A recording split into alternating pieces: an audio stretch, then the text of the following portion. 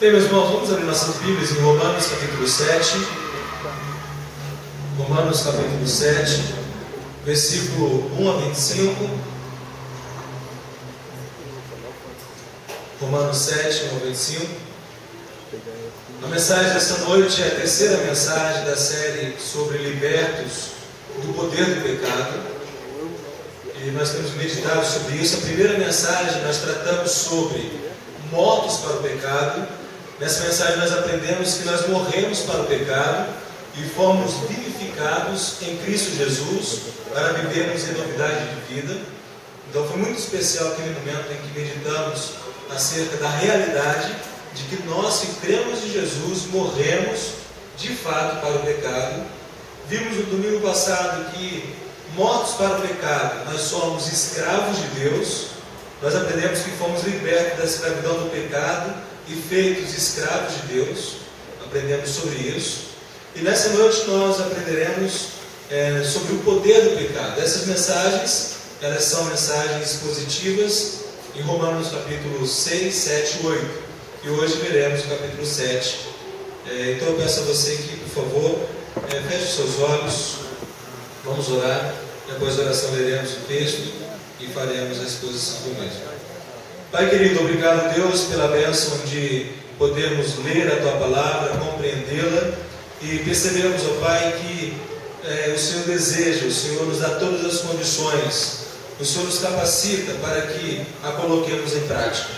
Obrigado pelo Teu amor, pela Tua graça, por Tua bondade. Obrigado, ó Deus, por podermos essa noite estarmos juntos novamente, adorando e exaltando o Teu santo nome. Ó Deus, fala-nos poderosamente, de modo que possamos entender realmente o que a Tua Palavra nos diz sobre o poder do pecado e, mais do que isso, percebermos o Teu poder libertador em Cristo Jesus. Em nome de Jesus que eu oro e agradeço. Amém.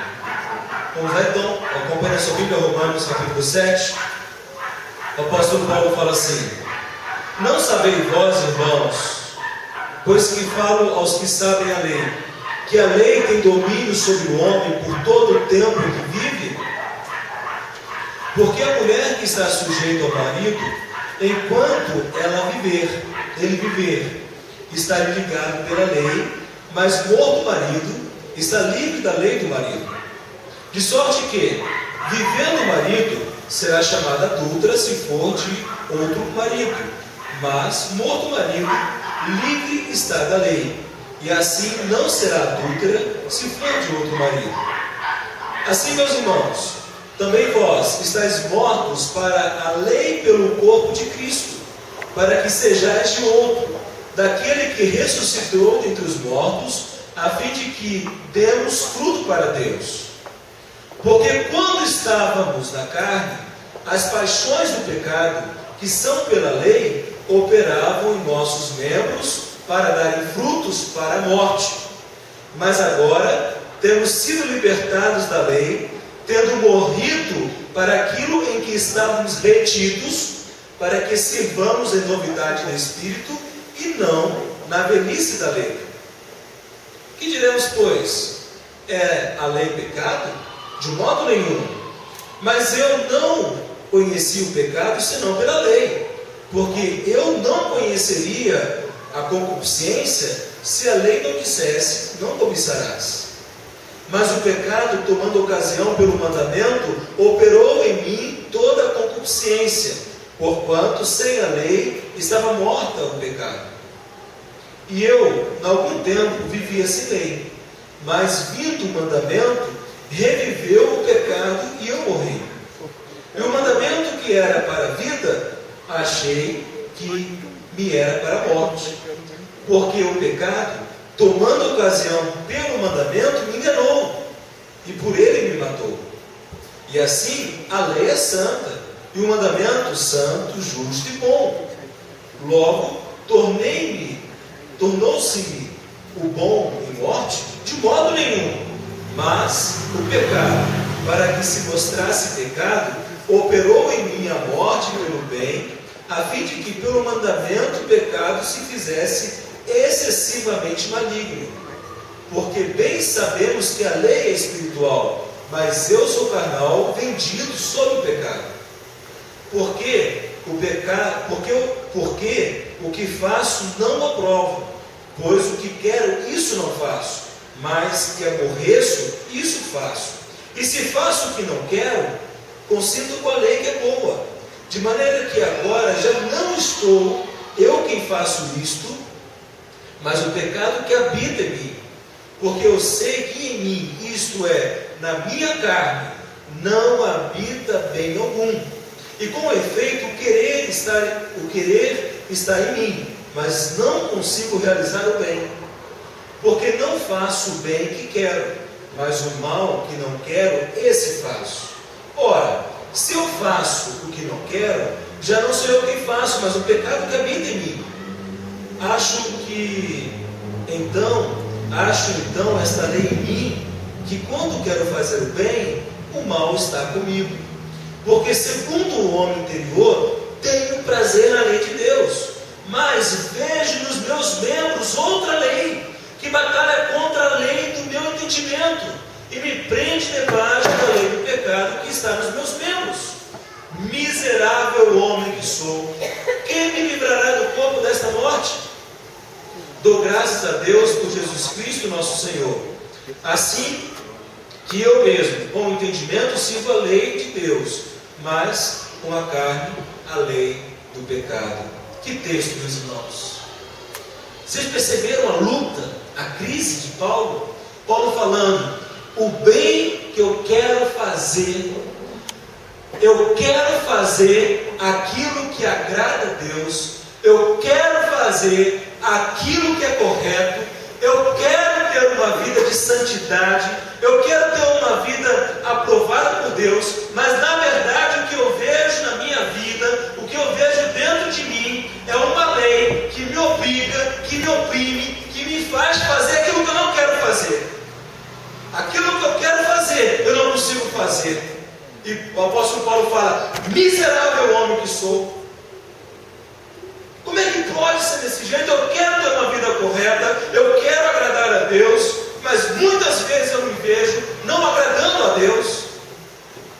Quantas vezes você já se sentiu assim? Quantas vezes você já se sentiu impotente diante ao desejo do seu coração de pecar? Quantas vezes você acordou determinado no dia de hoje? Eu não vou agir com murmuração. Por mais que hajam problemas, por mais que me venham tempestades, hoje eu não vou reclamar.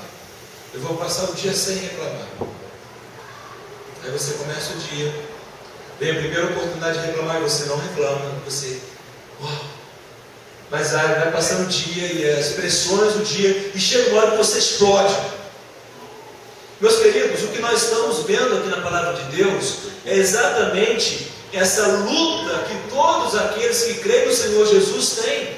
Quantas vezes você já se sentiu dominado por sentimentos de rancor? Quantas vezes você já se sentiu dominado por sentimento de profunda tristeza, de ódio, que não conseguia controlar? Meus irmãos, quantas vezes nós somos tomados por pensamentos, por ideias, que nós temos nojo de falar, que nós repudiamos. O que o apóstolo Paulo está nos mostrando é que essa realidade a qual estamos tratando é justamente aquilo que a Bíblia fala do poder do pecado. Agora, como que nós compreendemos o poder do pecado diante a essa realidade colocada? Como que eu posso vencer essa lei do pecado? Primeiramente, eu só posso entender o poder do pecado se eu entendo aquilo que vem a ser a lei de Deus. O apóstolo Paulo aqui então, ele vai nos mostrar muito claramente acerca desta realidade. Observe no versículo 1 e 3, o apóstolo Paulo, ele vai trazer aqui para a gente uma ilustração.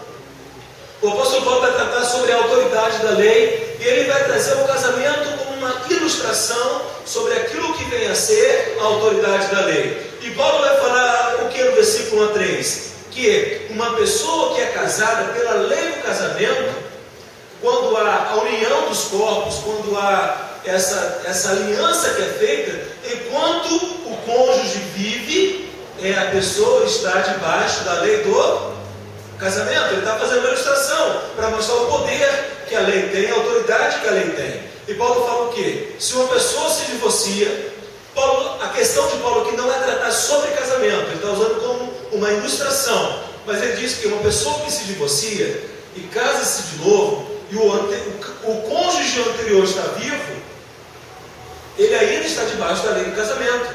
Então a pessoa que se casa novamente com o cônjuge vivo é um adúltero, é uma adúltera, e só está livre da lei quando a outra parte vem a falecer. Então, pelo falecimento do cônjuge anterior, ela está livre dessa lei do casamento. O que Paulo está mostrando é a autoridade da lei. Ele usa isso como exemplo para nos mostrar, meus queridos, que nós temos que perceber a seriedade que a lei de Deus tem. Agora, notemos nós no versículo 4 e 5, que Paulo vai começar então a tratar como é que nós temos que encarar a realidade da lei de Deus. O apóstolo Paulo fala que quando nós tomamos uma decisão de crer em Cristo Jesus, nós morremos para a lei. Nós morremos para a lei. Então, o que acontece aqui no versículo 4 e 5? Olha na sua Bíblia, por favor. Assim, meus irmãos, também vós estáis mortos para a lei pelo corpo de Cristo, para que sejais o outro daquele que ressuscitou dentre os mortos, a fim de que demos frutos para Deus. Porque quando estávamos na carne, as paixões dos pecados, que são pela lei, operavam em nossos membros para darem fruto para a morte. Então, quando nós não éramos salvos, nós estávamos debaixo da autoridade da lei, nós éramos condenados pela lei de Deus. A lei de Deus, ela serve para mostrar a nossa incapacidade de cumprir a lei. Porque nós somos pecadores, nós não somos capazes, nós não estamos aptos para cumprir a lei. A lei de Deus, ela conduz à morte. A lei de Deus, ela faz com que nós percebamos a nossa miserabilidade. Então o que Paulo está mostrando? Que quando nós cremos no Senhor Jesus, nós morremos para o pecado, e também nós morremos não só para o pecado, mas nós morremos para a lei, porque agora nós estamos unidos com Cristo. A única forma de nós morrermos para a lei é quando nós cremos em Jesus. A lei de Deus, ela serve para mostrar que nós somos indesculpáveis. Não tem como. Nós somos indesculpáveis. O que é importante perceber, meus irmãos, o princípio que Paulo está usando. A única forma de sair do jugo da lei é pela morte. Ok? Quando você morre, você está livre da lei. E Paulo vai dizer, então, nós morremos para o pecado, nós morremos para a lei. O que é importante perceber, não é a lei que morreu, entendam isso. A lei de Deus ainda vigora. A lei de Deus ainda é aplicada. A lei de Deus, ela é santa, ela é pura. A lei de Deus é preciosa. Mas a lei de Deus não resolve o nosso problema. Entendem isso? Que se você for diante de Deus pela lei, você está condenado. Para isso que a lei serve. A lei não morreu, mas nós que morremos para a lei, e a lei não tem mais domínio sobre nós, porque nós morremos com Cristo Jesus. Então, nós somos como que pessoas que unidas em Cristo, não estamos mais debaixo da lei. E Paulo vai mostrar uma coisa interessante, que na nossa vida antiga, na vida sem Jesus Cristo, nós dávamos frutos de morte. Sem Jesus Cristo, a nossa vida nos conduz à morte, as nossas ações nos levarão à morte. Nós damos frutos de morte. Mas agora, em Jesus, nós frutificamos para a vida. Em Jesus Cristo, eu não mais morrerei, sofrerei eternamente a condenação de Deus, o castigo eterno, mas em Jesus Cristo, eu sou livre da morte e sou vivo para viver uma vida de frutos que agradam a Deus. E olha só no versículo 6 o que o apóstolo Paulo diz, no versículo 6. Paulo fala assim: mas agora temos sido libertados da lei, tendo morrido para aquilo em que estávamos retidos, para que servamos em novidade de espírito e não na velhice da letra. Exatamente isso que está sendo colocado, que nós somos libertos da lei, e nós somos libertos da lei para que pudéssemos servir a Cristo. A única maneira que você pode ser instrumento nas mãos de Deus, instrumentos que agrade a Deus, é por meio do novo nascimento, é por meio da fé em Cristo Jesus. Então, nós, como pessoas que ressurgiram para uma nova vida. É importante entender isso, porque assim, como que eu sei que pecado é pecado? Por que eu sei que cobiçar é pecado? Por que eu sei que adulterar é pecado? Por que eu sei que matar é pecado? Por que eu sei que mentir é pecado? Porque a lei diz que isso é pecado. Não é isso? Se nós vivêssemos numa sociedade que não houvesse lei, que não houvesse moralidade, então não haveria o conceito de pecado, porque tudo é permitido. Se tudo é permitido, nada é errado. Então matar não é errado, roubar não é errado, mentir não é errado, adulterar não é errado. Uma sociedade sem a lei, ela se torna uma anarquia. Ela se torna impossível a sobrevivência do indivíduo e da sociedade. Então Paulo está mostrando o quê? Que nós fomos libertos da lei, e ele aqui está nos mostrando exatamente essa realidade, que a vida cristã, ela é uma vida nova, não é uma vida de independência, não é uma vida de rebelião. Sim, é uma vida sem o jugo, sem a lei operando em nós, mas é uma vida nova debaixo da autoridade do senhorio de Jesus. Meus amados irmãos, e Paulo então vai nos mostrar muito claramente isso. Olha só agora no versículo seguinte, a partir do versículo 7, Paulo vai nos mostrar qual que é o ministério da lei. Olha o versículo 7 o que ele diz. O que vamos dizer então? Que a própria lei é pecado? É claro que não. Mas foi a lei que me fez saber o que é pecado. Pois eu não saberia o que é cobiça se a lei não tivesse dito não cobiça. Então o que a lei de Deus serve? Qual é a utilidade da lei? Primeira, a lei de Deus revela o pecado. Não somente isso, agora olha o versículo 8 e 9. Porém, o pecado se aproveitou dessa lei para despertar em mim todo tipo de cobiça. Percebem a malignidade, a astúcia do pecado? Ele aproveita-se da lei para despertar tudo que é errado. Por quê? Continue, por favor. Porque se não existe a lei, o pecado é uma coisa morta. Pois houve um tempo em que eu não conhecia a lei e estava vivo. Mas quando fiquei conhecendo o mandamento, o pecado começou a viver. Não que o pecado não houvesse presente, não existisse, mas que o pecado estava presente, mas ele não conseguia perceber a realidade do pecado.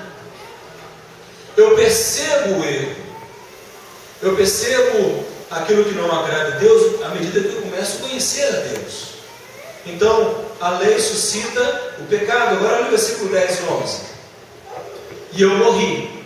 E o próprio mandamento que me devia trazer para a vida, me trouxe para a morte. Porque o pecado, aproveitando a oportunidade dada pelo mandamento, me enganou e por meio do mandamento me matou. E Paulo está mostrando exatamente isso. A lei de Deus serve para matar. Isso é uma coisa errada? Não. A lei de Deus é ruim? Não. A lei de Deus serve para quê? Para mostrar que sem Jesus eu estou morto. A lei de Deus serve para quê? Para mostrar que eu sou incapaz de agradar a Deus pelos meus próprios méritos.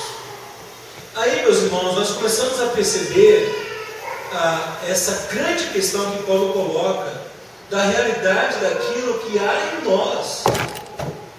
Agora olha o versículo 12 e 13. Paulo diz assim: assim a lei vem de Deus, e o mandamento também vem de Deus. Diz o que é certo e é bom. Então, será que o que é bom me levou à morte? É claro que não. Foi o pecado que fez isso, entendem? A lei de Deus é boa, a lei de Deus é agradável. Por exemplo, pega o Salmo 119, que salmo belíssimo, falando que a lei de Deus ela é mais saborosa do que o mel. A lei de Deus, ela dá inteligência, ela dá sabedoria às pessoas simples. A lei de Deus é uma coisa fantástica, mas ela não serve para nos salvar. Há muitas pessoas, aí está o erro de muitas igrejas evangélicas hoje, querendo resgatar a ideia dos judaizantes, que para ser salvo precisa cumprir a lei. Quem faz isso são as pessoas que têm uma fé no adventismo. Eles colocam como lei, eles colocam toda a questão da observância dos mandamentos. Mas será que é isso que a Bíblia diz? Então vejam só o que Paulo está dizendo. Olha aí no versículo 13. Então, será que o que é bom me levou à morte? É claro que não. Foi o pecado que fez isso.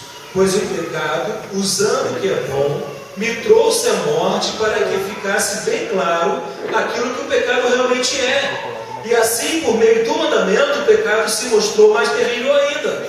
Estão percebendo? Paulo fala, eu não conhecia o pecado até o momento em que eu conheci a lei. Quando eu conheci a lei, eu conheci o pecado. E eu pude perceber pela lei que o pecado é uma coisa horrorosa, é uma coisa horrenda, é uma coisa repugnante. O pecado é algo verdadeiramente maligno. O que Paulo está dizendo é exatamente isso, a realidade do pecado. Mas ele só pôde conhecer o pecado por causa da lei de Deus. E meus irmãos, o quanto que isso é sério? Porque se nós não reconhecermos a nossa miserabilidade, se nós não reconhecermos o nosso real estado de queda e de depravação diante de Deus, eu jamais terei anseio, eu jamais desejarei a graça de Deus. Talvez você possa conhecer pessoas que se incomodem quando se fala de pecado na igreja.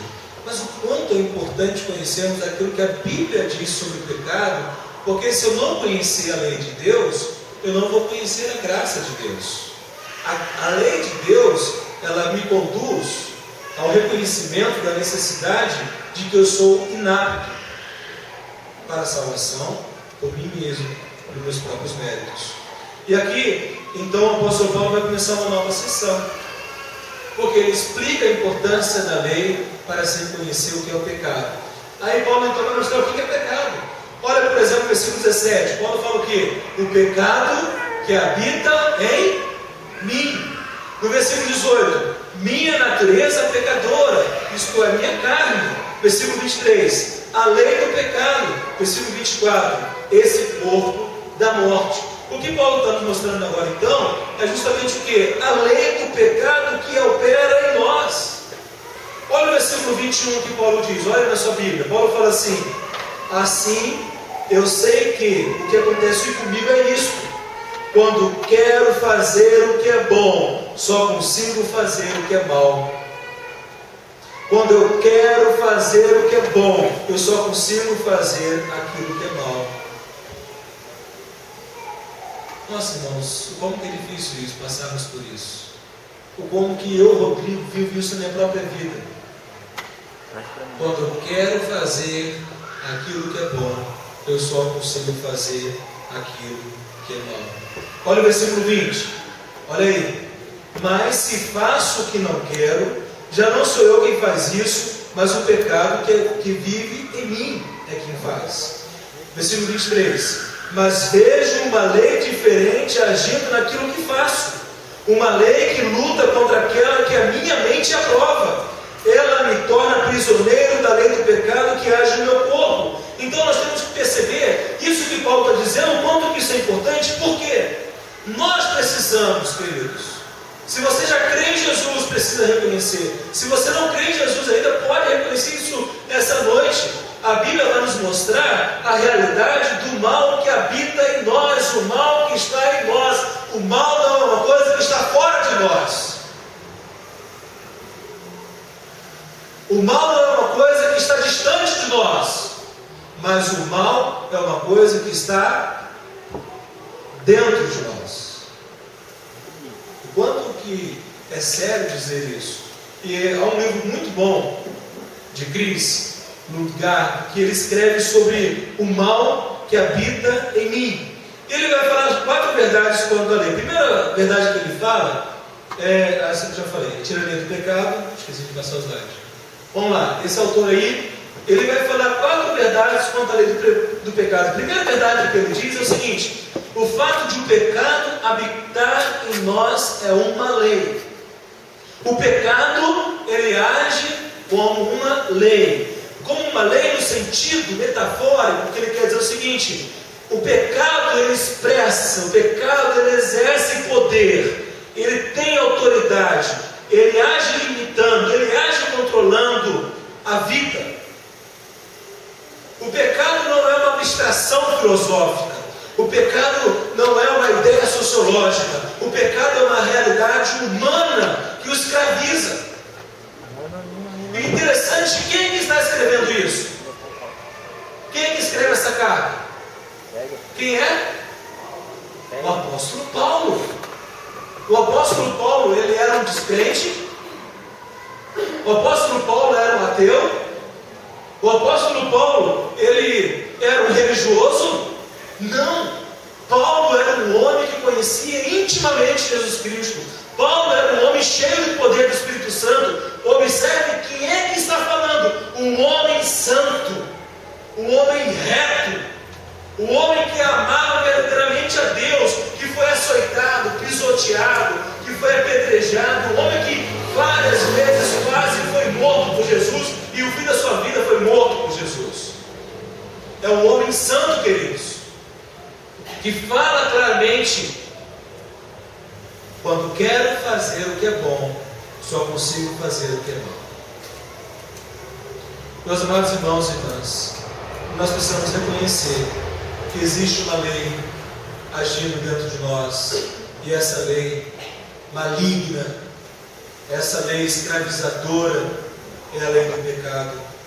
A lei do pecado nos atrai, a lei do pecado nos ameaça, a lei do pecado nos maltrata.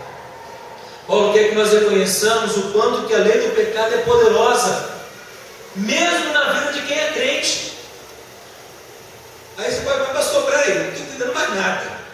Você já falou que nós morremos para o pecado, agora está falando que a lei do pecado opera em nós, o poder do pecado opera em nós. Exatamente isso. Percebe a dinâmica como Paulo vai construir no texto? Ele fala: quem está em Jesus Cristo morreu para o pecado. Quem está em Jesus Cristo não tem mais o direito de pecar. Quem está em Jesus Cristo agora é uma nova criatura. Quem está em Jesus Cristo deve viver uma vida reta diante de Deus. Nós não temos mais autorização, nunca tivemos, não? No sentido que nós não temos, não é mais legítimo de uma pessoa que crê em Jesus viver no pecado. Mas ele fala que mesmo tendo nós morrido para o pecado, ainda o poder do pecado opera na vida do crente. E meus irmãos, o quanto que isso é sério? Por que dá em nós essas crises, tem horas de estar desespero, de abandonar tudo, chutar o balde? Quero saber mais de Jesus, quero saber mais da igreja, tudo isso não presta. Já viu crente fazendo isso? Eu já vi. Irmãos, não é todo mundo. Sou eu, Rodrigo.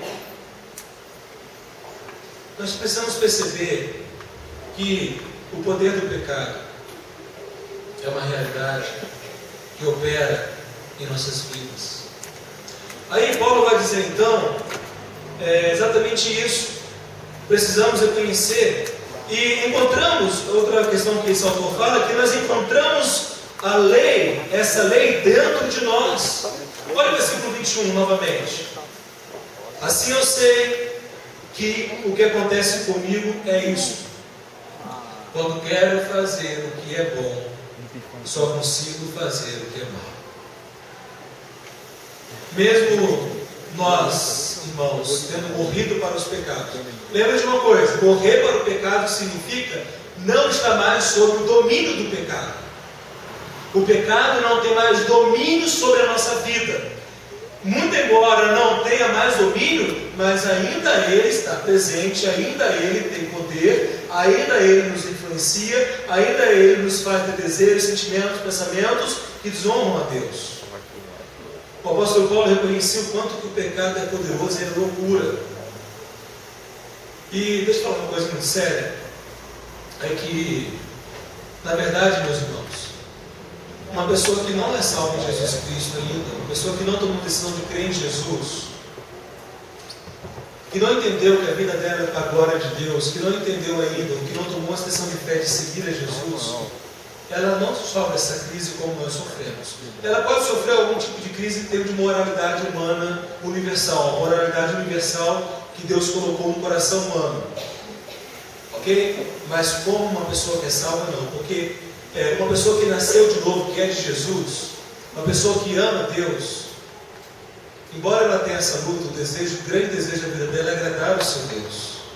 Então nós temos aqui uma questão muito importante, é que o pecado ele é como um grande rio furioso. Imagina o rio, com aquela correnteza forte. Aí nós assistimos na televisão o pessoal descendo, né, na canoa, e deve ser show de bola aquilo, né? Você vai lá com o remo, sentado num caiaque, qual é o nome do caiaque? É isso, né? E vai descendo o rio abaixo, é muito bom, é uma aventura danada. Mas agora você imagina um caiaque tendo que remar contra a maré. Imagina aí, uma pessoa que crê em Jesus Cristo, é uma pessoa que está no rio furioso, dentro de um caiaque remando contra a maré do rio. O pecado é como um rio furioso dentro de nós. Entendem isso? E como isso é forte? Entendem, irmão, quanto nós precisamos nos atermos ao fato de que, muito embora não estando nós mais sob domínio do pecado, quando cremos em Jesus Cristo, quando morremos para o pecado e nascemos para uma nova vida, muito embora isso é uma verdade, é verdade também que o pecado ele age em nós. Então pense agora aí, você, em alguma ocasião que você encontrou a lei do pecado na sua vida. Pensa aí, em alguma ocasião na sua vida, em que você já crê em Jesus, e você viu esse mover maligno dentro de você. Eu consigo ver vários momentos da minha vida. Meus amados irmãos, o que nós temos que entender é que nós encontramos essa lei mesmo quando estamos nas melhores condições. É isso mesmo. Nós encontramos essa lei mesmo quando nós estamos consagrando a nossa vida, uma vida de honestidade, uma vida de verdade, de respeito às pessoas, de amor ao próximo, de retidão no trabalho, mesmo quando nós estamos nos consagrando em jejum, em oração, mesmo quando nós estamos vivendo uma vida piedosa, mesmo vivendo uma vida piedosa, o poder do pecado ainda assim está dentro de nós. Isso nos ajuda, irmãos, a entender muitas crises que nós passamos. Isso te ajuda a entender as suas crises? A minha ajuda a entender as minhas crises. Me ajuda a me entender. Eu falo, Deus tem misericórdia de mim. Isso me ajuda a me entender. Por que eu sou como eu sou? Então a palavra de Deus vai nos mostrar isso. E outra realidade é que essa lei atua mesmo quando nós estamos nos nossos melhores momentos, mas ela, ainda sobre isso, é uma ideia de um ditador. A lei do pecado é como um ditador na vida do crente. Estando fora do domínio do pecado, desejando aquilo que agrada a Deus, ainda assim estamos suscetíveis aos mandos desse ditador. A diferença é que em Cristo nós podemos vencer. E a última questão dentro do que o autor coloca é que essa lei, ela nunca descansa. A lei do pecado que age em nós, ela nunca descansa. Aí entendem por que Jesus fala o quê? O que Jesus falou na oração de Getsemane? Vigiai e orai para que não caís em tentação. O espírito está pronto, mas a carne é fraca. Entendem por que Jesus falou isso? Olha o versículo 18, por favor. Paulo fala assim: pois eu sei que aquilo que é bom não vive em mim, isto é, na minha natureza humana, porque mesmo tendo dentro de mim a vontade de fazer o bem, eu não consigo fazê-lo. O que Paulo está mostrando é que a lei do pecado e da morte está em constante guerra dentro de si. A lei do pecado e da morte está constantemente combatendo em nossa alma. Para quem crê em Jesus. Uma pessoa que não crê em Jesus não vive isso ainda. Ela pode ter algumas crises por uma questão de moralidade, princípios morais, mas como crente ela não tem. Isso é terrível, porque ela está cega quanto ao seu estado de perdição. Ok? A lei nos mostra o nosso estado de perdição. Então, a lei do pecado, o mal que habita em mim, sempre se oporá, sempre vai se opor. E meus irmãos, nós precisamos entender isso. Nós precisamos reconhecer isso em nossa própria vida. E abre agora, por favor, em Gálatas, por favor, 5:17. Olha em Gálatas 5:17. O que o apóstolo Paulo diz aí? Paulo fala o quê? Vamos encontrar?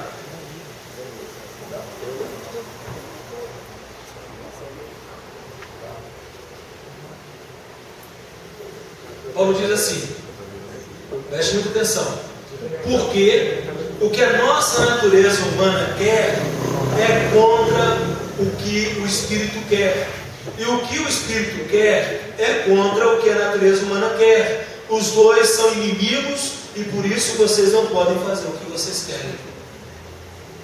Percebem que quem crê em Jesus Cristo, ele vive esse conflito, essa luta interior. E eu pergunto a você, mediante isso, o seguinte: o que você considera mais frustrante referente ao pecado em seu coração? O que mais lhe frustra? O que lhe traz mais decepção consigo mesmo, com você mesmo? O que lhe traz mais tristeza com você mesmo? Porque você quer agradar a Deus, você quer ter uma vida reta diante de Deus, mas o mal que habita em você está em colisão constante. O que nós temos, irmãos, é a verdade que o pecado ele é um usurpador do trono do nosso coração. O pecado quer sempre usurpar o senhorio de Jesus em nossas vidas. E aqui eu vou falar uma coisa muito séria. Sabe por que é tão difícil? Preste atenção. Sabe por que é tão difícil? Sabia que ninguém peca por obrigação? Sabe por que nós pecamos? Nós pecamos porque o pecado é bom.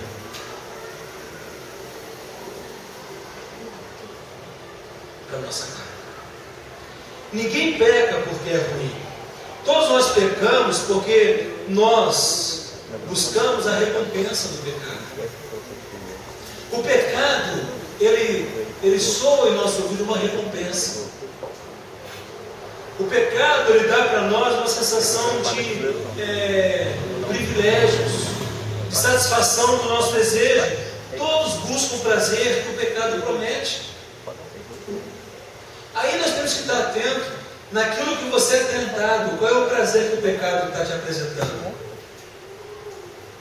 Quais são as suas áreas de tentação na sua vida? Por aquilo que você é seduzido, qual é a recompensa que o pecado soa nos seus ouvidos? Por que que um homem trai a mulher? Por quê? Qual é a recompensa que ele vai ter? Tem recompensa, não tem? Não tem. Por que uma mulher trai o marido? Tem recompensa, não tem? Tem. Uma pessoa que usa drogas. Por que uma pessoa usa drogas? Qual é a recompensa da droga? Tem recompensa, não tem? Tem. Por que os políticos são corruptos e corruptores? Tem recompensa, não tem? Percebe? Que recompensa a sua tentação lhe mostra? Que prazer você procura? Que prazer você busca? Nós pecamos porque nós somos criaturas que anseiam por prazer, seja ele qual for. Nós pecamos porque o pecado dá prazer. E, meus irmãos, a única maneira de mudar isso em nossa vida é por meio do arrependimento. A única maneira de mudar isso em nossa caminhada é reconhecendo que em Deus está o nosso prazer que não muda, o nosso prazer que é eterno, o nosso prazer, a razão da nossa vida. Enquanto a pessoa não enxerga isso, enquanto a pessoa não entende a realidade da lei de Deus, a realidade da lei do pecado, ela nunca vai desejar o Senhor Jesus, ela nunca vai querer, ela nunca vai buscar mudanças em sua vida, porque o pecado leva à morte, o pecado cega, o pecado emburrece. Aí quem foi tirado dos seus olhos as vendas do pecado, olha, mas que tolice aquela pessoa está fazendo. Olha para o jovem usando drogas. Por que ele está fazendo isso? Ele não está vendo que está acabando com a vida dele. Ele não está vendo que o uso do crack, da maconha, da cocaína, do cigarro, da bebida vai destruir a vida dele. Mas a pessoa que está usando isso está nem aí para isso. Por quê? Ela está buscando o prazer que essa droga oferece. Então, meus amados irmãos e irmãs, nós temos que imitar o exemplo de Moisés. Abra, por favor, sua Bíblia em Hebreus capítulo 11, versículo 24 e 26. Hebreus 11, 24 a 26.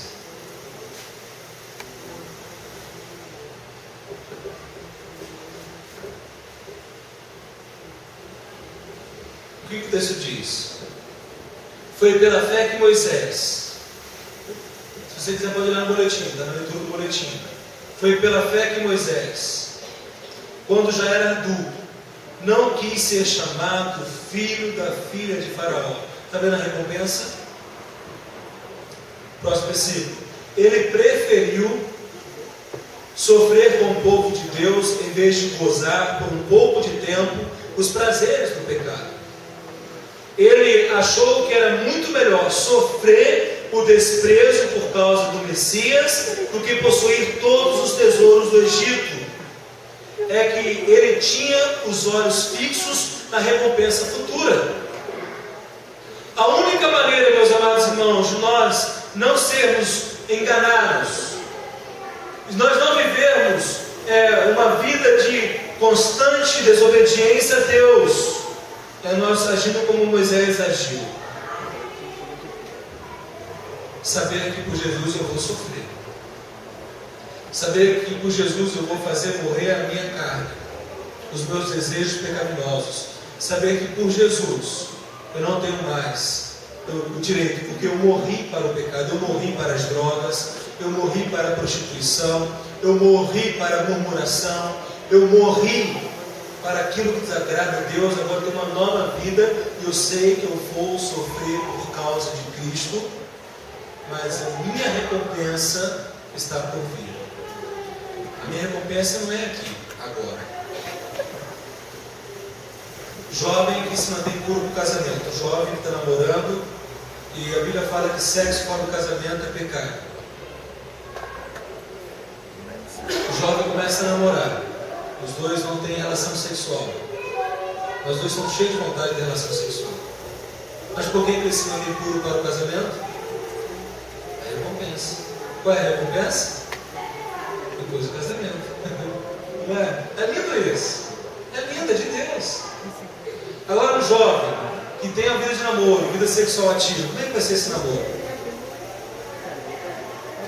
Quantas meninas e quantos meninos se lançam na vida sexual fora do casamento e o namorado ou a namorada age como dono da vida do outro? Age como se fosse marido ou como se fosse esposa? Quebra todos os princípios de Deus. Quer ter e ainda quer ser abençoado por Deus. Não tem lógica.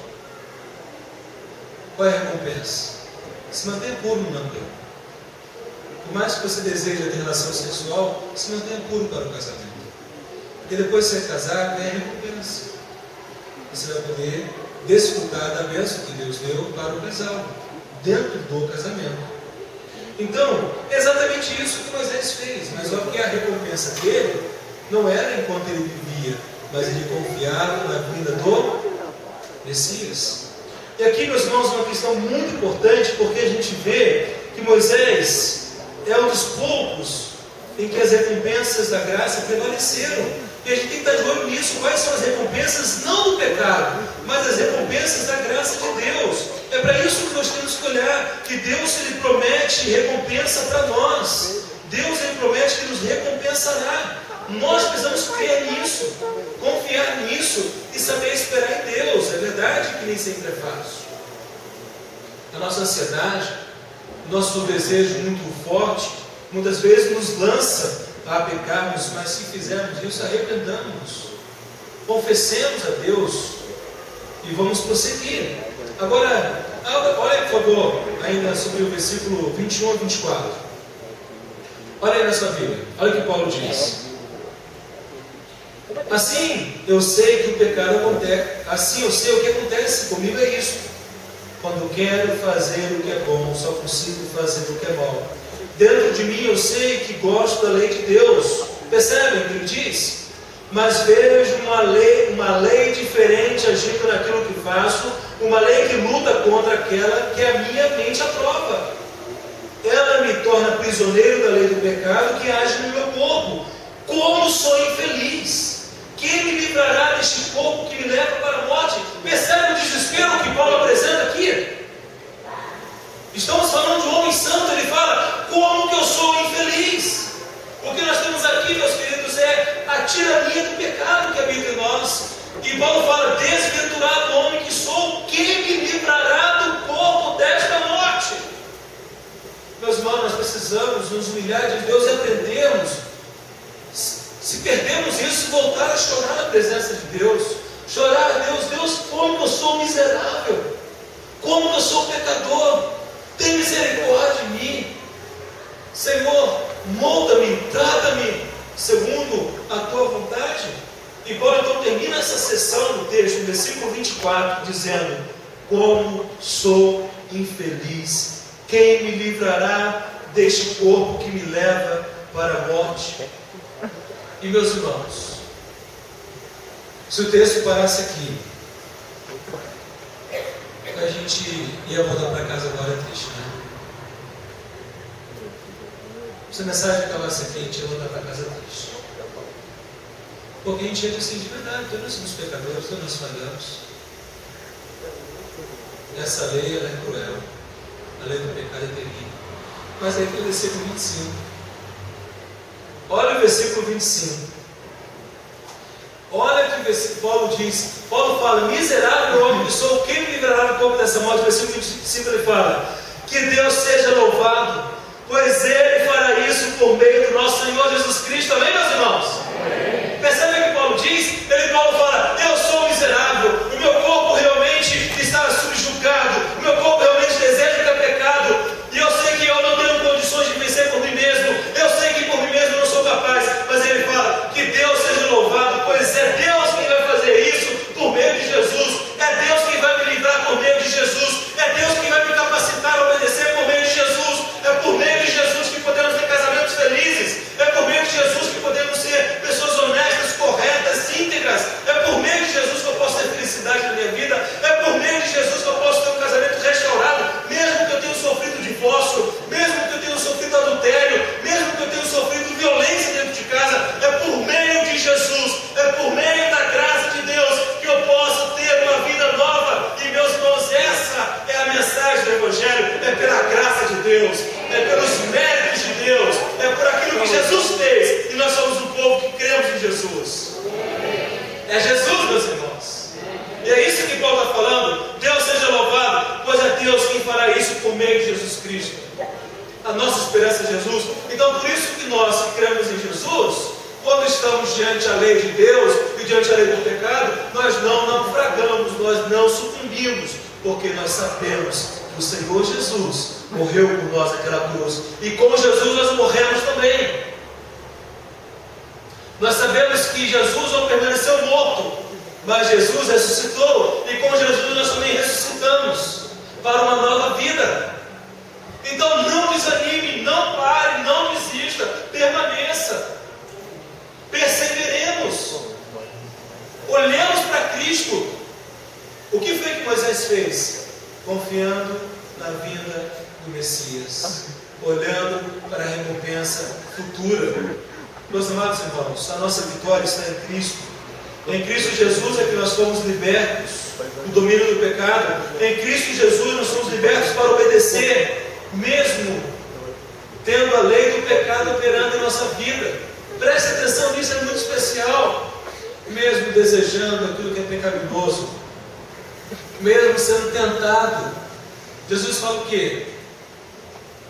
Vigiai e orai para que não caís em tentação. Ser tentado não é pecado. Pecado é cair em tentação. Então nós estamos aqui para observar, meus amados irmãos, o contraste que Paulo faz em Gálatas 2:20. Gálatas 2:20, Paulo vai falar o quê? É que a vida dele agora ele vive em Cristo. Vamos lá em Gálatas 2:20. Gálatas 2:20, o apóstolo Paulo fala o quê? Olhe na sua Bíblia. Já estou crucificado com Cristo, e vivo não mais eu, mas Cristo vive em mim. E a vida que agora vivo na carne, vivo-a pela fé no Filho de Deus, o qual me amou e se entregou mesmo por mim. O que Paulo está dizendo? Muito embora essa lei esteja presente, mas eu vivo pela fé. Há um contraste aqui. Aqui em Romanos, Paulo vai falar, porque esta é a minha situação. No meu pensamento sirvo a lei de Deus, mas na prática sirvo a lei do pecado. O que Paulo está dizendo? Que a vida que ele vive no corpo, ele vive pela fé em Cristo Jesus. Meus amados irmãos, pela fé, meus amados, é pela fé. E o que é fé? O que é fé? É o firme fundamento, as coisas que nós esperamos, mas nós não as vemos. Fé é confiar que Deus vai fazer aquilo que é correto, aquilo que é santo. Fé é confiar no Senhor. Mesmo que os meus olhos não veem, mesmo que o meu coração não sinta, mas eu creio, confio e espero. Então, pela fé, e o que nós temos que entender isso, é pela fé. Nós temos que caminhar certos a vitórias em Cristo pela fé. Pela fé, encha a sua alma de pensamentos sobre os propósitos da morte de Cristo. Pela fé, lembre-se que Jesus morreu naquela cruz e pagou o preço de nossa dívida a Deus Pai. Ele cumpriu a justiça de Deus. Pela fé, nós cremos nisso, nós confiamos nisso. Então os nossos pensamentos têm que estar cheios daquilo que Jesus Cristo fez por nós. É pela fé. Filipenses 4:13 fala o quê? Posso todas as coisas em Cristo que me fortalece. Estou passando por muitos perrengues, estou sofrendo demais, está difícil. Meu casamento está difícil, a educação dos meus filhos está difícil, a crise econômica está difícil, estou desempregado, estou vivendo um momento de grandes lutas, mas em Cristo eu posso todas as coisas. Nós precisamos exercitar a nossa fé. Lá em Colossenses 1:19, nos diz assim, Colossenses 1:19, olha só. Porque foi do agrado do Pai que toda a plenitude nele habitasse. É pela fé, eu creio nisso, eu confio nisso. Pela fé, espere o socorro vindo de Deus. Meus irmãos, nós somos um povo que aguardamos no Senhor. Nós precisamos permanecer firmes, mesmo que as coisas ainda não tenham mudado. Mesmo que as coisas levem tempo para mudar, nós não podemos sucumbir, nós não podemos parar, nós não podemos desistir. É pela fé. Nós vemos que o nosso Salvador morreu para pagar a dívida do nosso pecado. Nós temos que ter consciência disso. Consciência de que a morte de Jesus nos propiciou a vida. Consciência de que o sangue de Jesus derramado na cruz nos concede o perdão. Olhe para o poder da morte de Cristo. Olhe para a realidade que você morreu com Cristo para o pecado e reviveu para viver uma vida nova. Todos nós. Uma coisa que eu acho muito linda na fé bíblica, na fé cristã evangélica, é a nossa certeza daquele salmo que diz assim: à noite, o choro pode durar uma noite, mas a alegria vem ao amanhecer. E meus irmãos, eu falo uma coisa: tem dias que são dificílimos. Tem dias que a gente acha que não vai sobreviver. Tem dias que a gente acha que acabou. Nocaute. Mas não. Quantas vezes eu já deitei na cama triste, amargurado, cansado, frustrado, e após uma noite de sono, levantei renovado. Quantas vezes isso aconteceu também com você? Você deitou chorando e acordou o seu coração renovado por esperança. Só o Evangelho de Deus faz isso. Então nós precisamos, meus amados, aprender com tudo isto e tomarmos duas posturas que são necessárias. Duas posturas diante ao poder do pecado que nós temos que tomar. A primeira postura que temos que tomar é descobrir aquilo que agrada a Deus. Se eu sei que o mal habita em mim, se eu sei que a minha carne vai buscar aquilo que é pecaminoso, eu não tenho que ficar dando bobeira. Se eu sei que se eu ficar parado na frente de um bar, eu vou ser tentado a beber, para que eu vou ficar parado na frente de um bar? Se eu sei que em tal ambiente vai ter pessoas que vendem drogas, para que eu vou estar naquele ambiente? Se eu sei que caminhar com tais pessoas vai me levar a uma vida de promiscuidade sexual, para que eu vou caminhar com tais pessoas? Não! Eu vou eliminar possibilidades que me levarão a cair. Não é isso? O que eu preciso fazer? Eu preciso descobrir o que agrada ao Senhor. Eu sou de Jesus ou não sou? Eu sou de Jesus? Tem um antigo que fala: eu sou de Jesus, aleluia, né? Eu sou de Jesus, meu Senhor. Não é isso? Então, se eu sei que eu sou de Jesus, eu preciso praticar Efésios 5,10. Olha Efésios 5,10. Diz assim: procurem descobrir as coisas que agradam ao Senhor. Vamos estar todos juntos? Procurem descobrir as coisas que agradam ao Senhor. Então, olha que o texto diz: procure. Não espere. Não espere te falar. Mas procure você, com a sua livre iniciativa, com a sua livre curiosidade, com o seu livre desejo em Cristo, de buscar aquilo que agrada a Deus. E a segunda postura nossa qual que é? Evitar qualquer coisa que entristeça o Espírito Santo de Deus. Efésios 4,30, abre por favor, Efésios 4,30. Efésios 4,30 fala assim: e não façam com que o Espírito Santo de Deus fique triste, pois o Espírito é a marca de propriedade de Deus colocada em vocês, a qual é a garantia de que chegará o dia que Deus os libertará. Aleluia, meus irmãos. Então o que a palavra de Deus fala? Primeiro, eu preciso procurar as coisas que agradam a meu Deus. Eu não tenho que ficar esperando. Segundo, eu não posso entristecer ao Espírito Santo de Deus. E meus queridos, quando nós obedecemos e praticamos isso, a gente vai vendo Deus agindo. E a gente vai vendo que a gente não está domínio do pecado, e a gente realmente vai vendo que mesmo o pecado habitando em nós, o mal habitando em nós, eu posso ter uma vida que agrade a Deus. Eu posso passar o dia inteiro sem pecar, 2 dias sem pecar.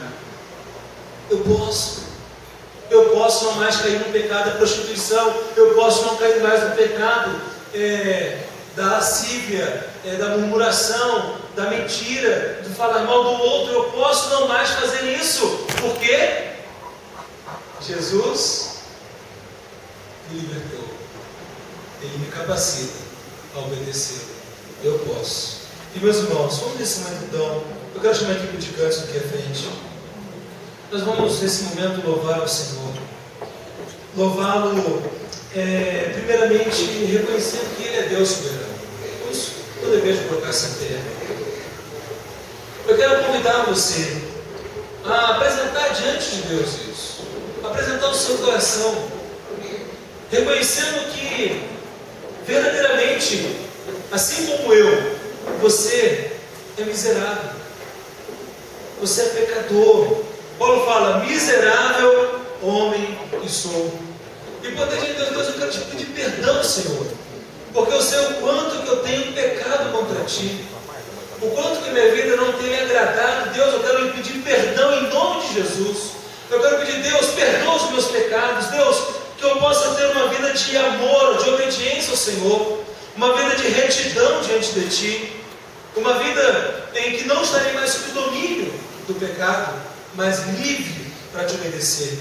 E vamos louvar ao Senhor. Enquanto nós cantamos essa música, que a equipe de louvor está preparando, você que quer entregar a vida a Jesus hoje, que quer publicamente falar: eu quero seguir a Jesus, eu quero caminhar uma nova vida de obediência a Jesus, e você que deseja fazer isso, eu quero convidá-lo em nome de Jesus. Sai do seu lugar, vem aqui à frente. Nós vamos ajudar nessa caminhada, nós vamos discipulá-lo, ensinar a Bíblia e caminhar juntos. E você poderá com alegria preparar-se para o batismo e realmente ser uma pessoa comprometida com Jesus. Se nessa noite há alguém que pela fé deseja assim: Deus, eu quero pedir perdão ao Senhor, porque eu sei que eu tenho sido um escravo do pecado, eu sei que eu tenho desagradado a Ti, mas Deus, eu reconheço o Teu amor, eu reconheço o Teu perdão, eu reconheço que Jesus pagou o preço, eu quero começar uma nova vida hoje. Vem aqui à frente, em nome de Jesus. Nós vamos orar com você e ajudar essa caminhada preparando mais e mais.